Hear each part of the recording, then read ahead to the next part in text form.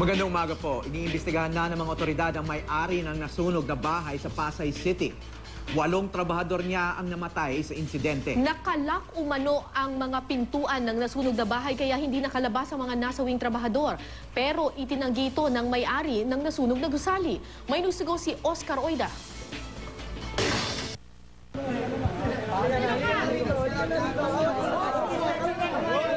Ganun na ang galit ng mga taga-Pisa Monte Street sa Pasay City sa may-ari ng nooy nasusunog na bahay na si Juanito Go. Paano kasi napag-alamang 8 sa mga trabahador ni Go ang nasawi makaraang matrap sa loob.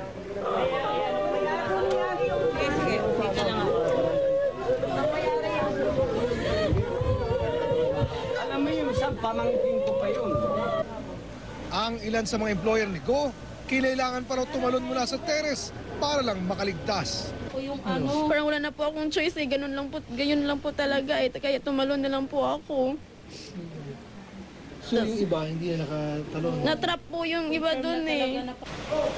Sumbong nila, nakalak raw ang mga pintuan ng bahay. Totoo naman po yun eh. Nakalak yun lahat ng mga pintuan dun. Tapos yung maliit na lang butas yung dinaanan namin, hindi na alam ng namin yung boss. Bagay na mari namang itinanggi ng may-ari ng bahay. Kung di ako papasok kung kakandado ko, paano kung papasok? So hindi mo kinandado yan? Hindi. Wala. Bakit kaya yun ang lagi nila sinasabi? Ay, yan ang hindi ko maintindihan eh. Para patunayan, hinarap pa niya ang mga nag-aakusa sa kanya. Sinasabi niyo kung nakapadlock ito kayo? Hindi, bukas ang pinto. Bukas yung pinto, pababa sa hagdanan lang po. Iba-ibang salita, hindi ko maintindihan. Ako naguguluhan eh. Ano tayo? Nakalak naman yung sa sala, di ba? Paano po kung namatay na yung kasama namin dun eh. Yung mamatay aksidente, wala tayong magagawa kung ano man. Babayaran sila ng kumpanya. Pero ang ibig sabihin, Kahit ilang bayad pa yun, hindi na pwede yun. wala tayong magagawa, hindi natin pinatay. Aksidente yun eh. Pero ayon sa mga taga-barangay, di na raw bago ang naturang reklamo laban kay Go. Ano pa, last year na pinatagad na kami reklamo na hindi raw sila pinapalabas. Kinakandado. Nag-employ sila ng minor, di ba?